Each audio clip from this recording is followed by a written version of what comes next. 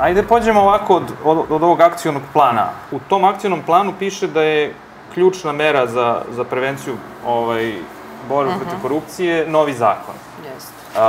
Šta će on doneti? Novi zakon o Agenciji za borbu protiv korupcije, ja mislim da stoji isto jako dugo, 3 godine i nadam se imamo i izjave nedavne ministarke pravde da će do kraja godine novi zakon biti pred parlamentom. Od novog zakona šta očekujemo? Očekujemo da pre svega uredi na jedan jasan, precizan, detaljniji, jasniji i precizniji način, na primer, pitanje sukoba interesa, kumulacije javnih funkcija.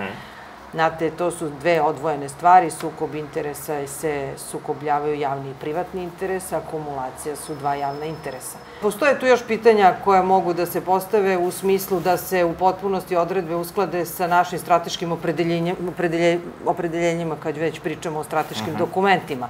Dakle, da li će se rok za podnošenje zahteva za prekršajne postupke pomeriti na 5 godina, 3 godine, ne kažem koji je rok, ali svakako duže od godinu dana. Taj osnov postoji u zakonu o prekršajima, nema razloga da se on ne iskoristi, a kao što je, na primjer, za političke partije i aktivnosti gde je rok 5 godina. Dakle, to je nešto potpuno što je propisano zakonom o prekršajima. Pitanje kada povratne, da kažem, delovanja javnog organa javne vlasti, kada se utvrdi ili donese preporuka za razrešenje funkcionera za javne funkcije. Kakva je povratna informacija organa kome uputimo tu preporuku?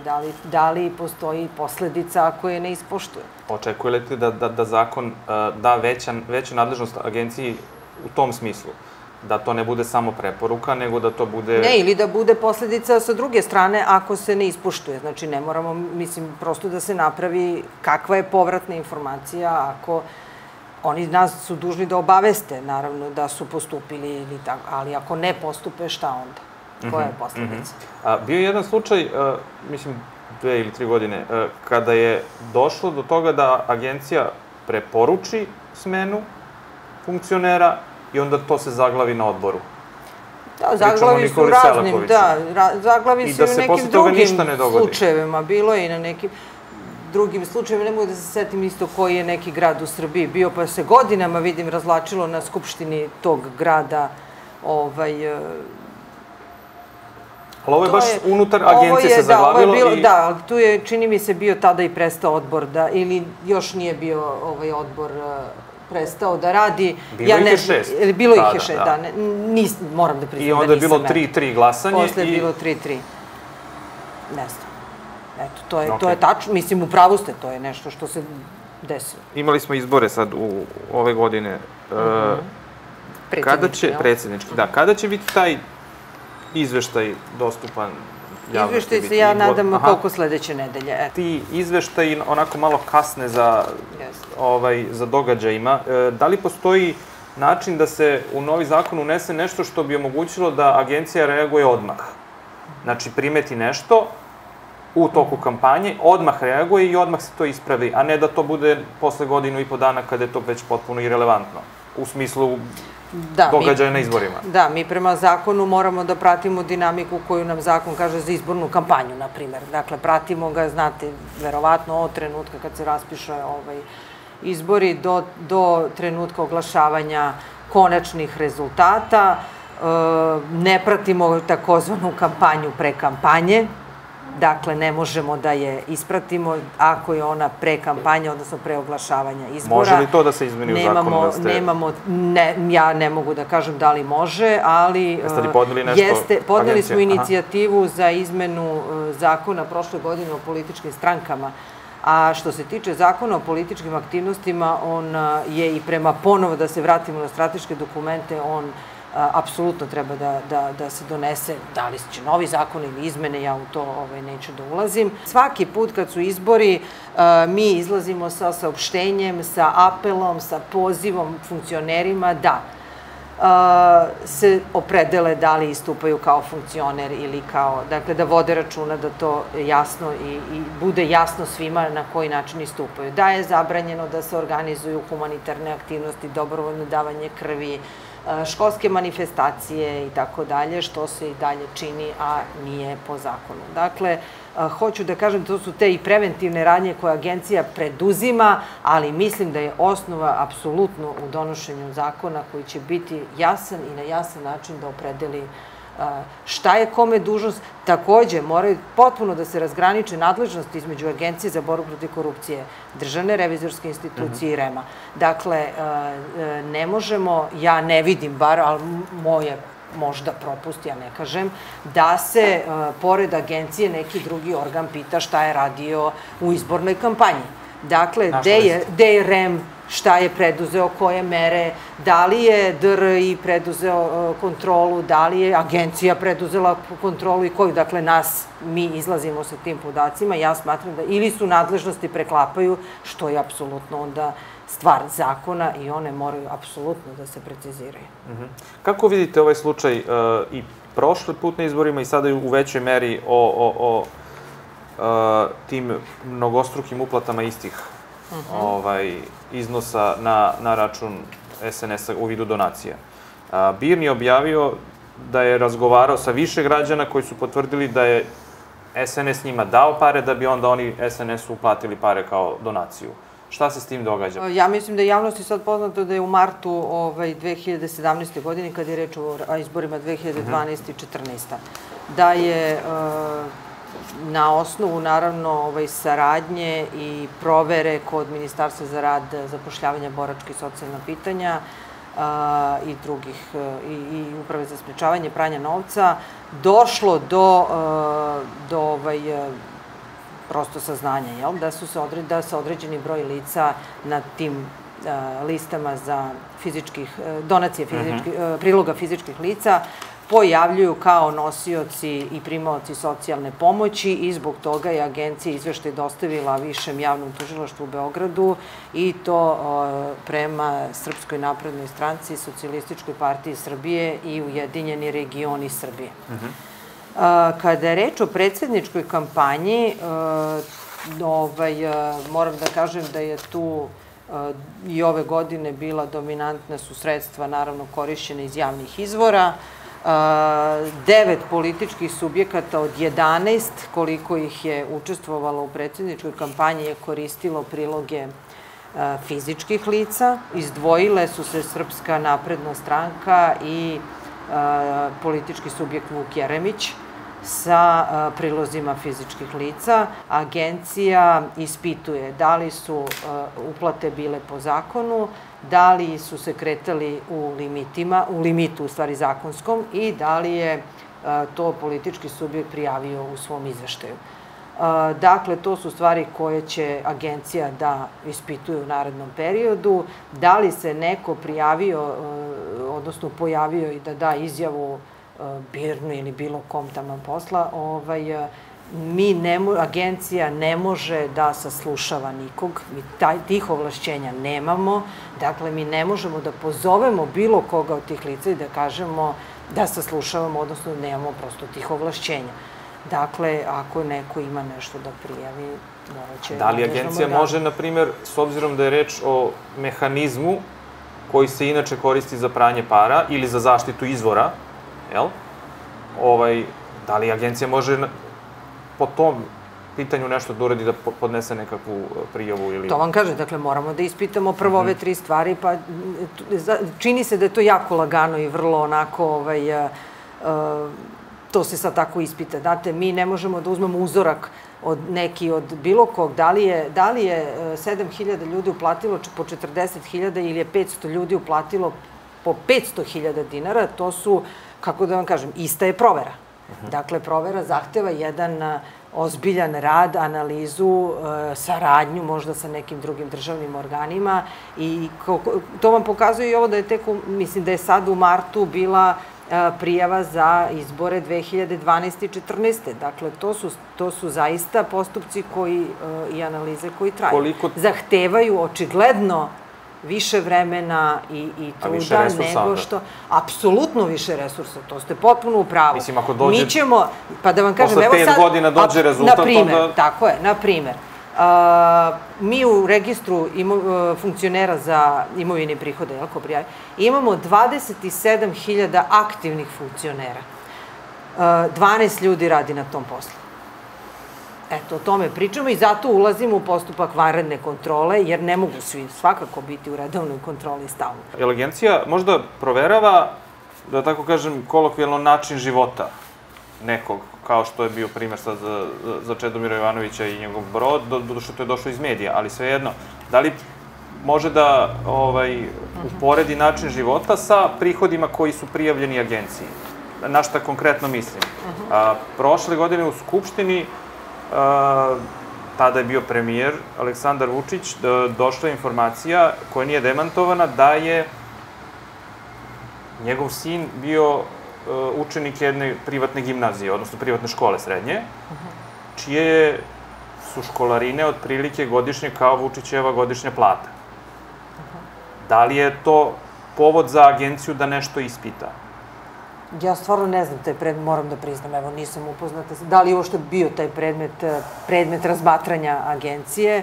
Način života, zato vam i kažem da je važno da dobijemo da agencija postupa po službenoj dužnosti, kada je reč o vanrednim kontrolama, ali na osnovu relevantnih informacija, kakve su to relevantne informacije? Da li je došla informacija iz nekog drugog sektora u samoj agenciji, na primjer iz sukoba interesa, pa se pojavi potreba da se komunicira sa drugim sektorom.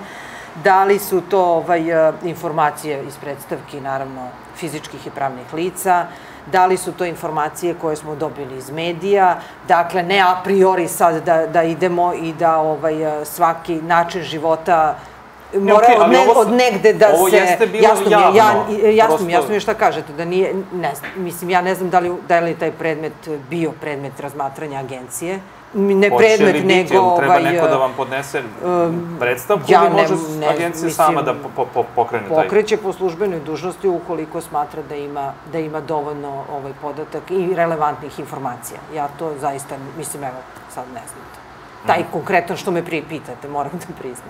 Tu je i slučaj Muamera Zukorlića. Znači, postoji početna pozicija da je on osnivač nekog univerziteta koji ne može da dobije akreditaciju i da nakon toga postaje predsednik odbora skupštinskog koji na kraju daje sam svoje amandmane i koji bivaju usvojeni i taj način dobijanja akreditacije se menja i evo sada vidimo najavljaju da će taj univerzitet čiji on osnivač dobiti te akreditacije.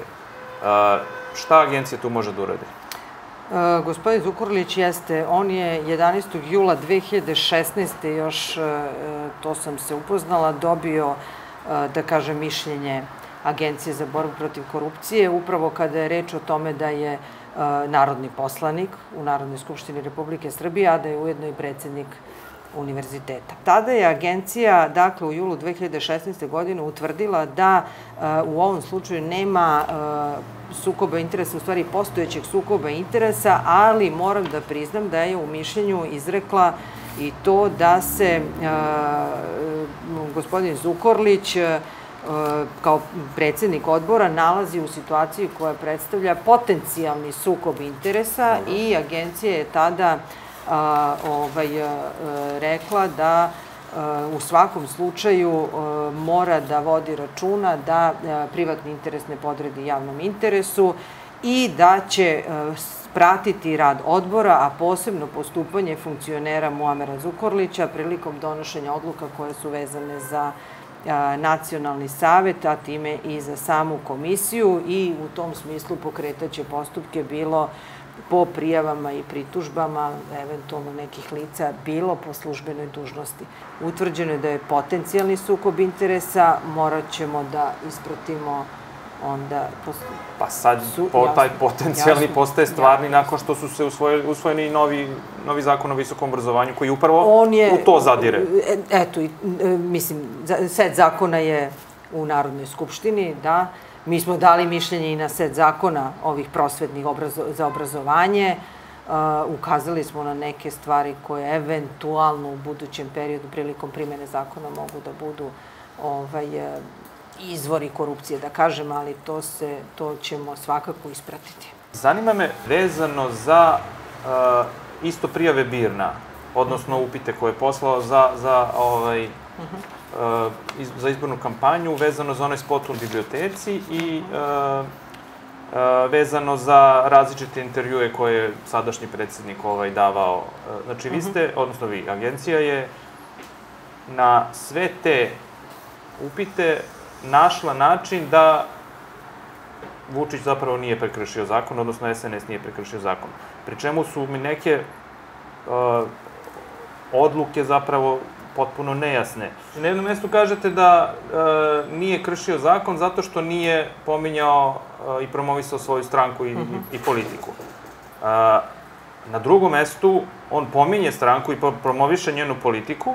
Vi onda kažete opet nije kršio zakon zato što je dao odgovor na pitanje. Kako je to moguće uopšte?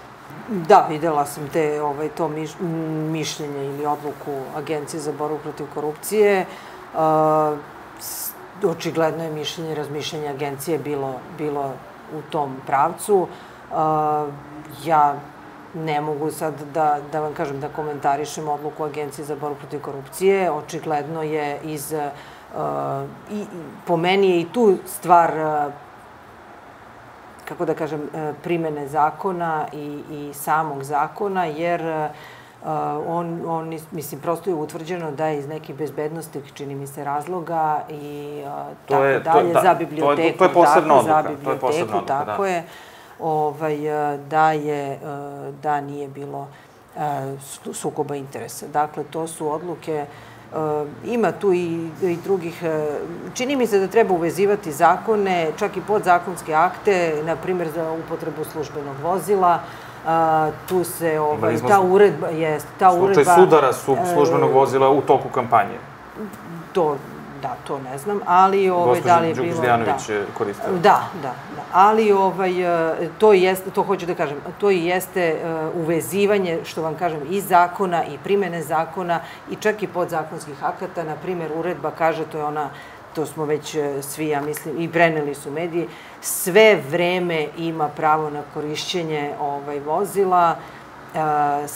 Po meni treba naravno precizirati tu odredbu šta znači sve vreme, da li za vreme obavljanja posla ili sve vreme. Agencija pravi izveštaje o kontroli troškova tokom kampanje. Da li postoji mogućnost da se uvede nešto poput izveštaja o ponašanju subjekata tokom kampanje, koji bi se takođe objavljivao vrlo brzo i možda čak i neke redovne izveštaje o ponašanju subjekata političkih tokom kampanje, koji bi ukazivali da ne bude opet posle nekoliko meseci ili godina, eto, on je tad to uradio. Mislim, zakon nama daje ono što moramo da radimo u izbornoj kampanji, izveštaj koji podnosimo, prihode, rashode i trošenje kampanje. Oglašavanje, na primer, funkcionera. Najveće sredstva, odnosno najviši iznos sredstava je ove godine utrošeno upravo na oglašavanje, što je, ja mislim, i tradicionalno čak da se koristi za oglašavanje, ali očekujemo postupanje i REM-a. Dakle, u tom smislu sam i rekla da nadležnosti moraju da se... Nadležnosti, da vam kažem, ja moram da znam šta su moje... Mislim da je jako važno da svako zna šta mu je nadležnost i ovlašćenje. I zaista očekujemo onda od drugih državnih organa takođe saradnju u smislu. Dakle, ako govorimo o trošenju javnih finansija, šta je uradila Državna revizorska institucija? Ako govorimo o oglašavanju, o oglasnom prostoru, o pojavljivanju i tako dalje, šta je uradio REM i da uvezujemo te izveštaje, ja mislim da je to najbolji način da se daju i preporuke za buduće kampanje, jer ako uvežemo 3 ili 4 izveštaja, onda ćemo sigurno dobiti sliku gde nešto nedostaje. Hvala vam što ste govorili za Istinomer. Hvala vam.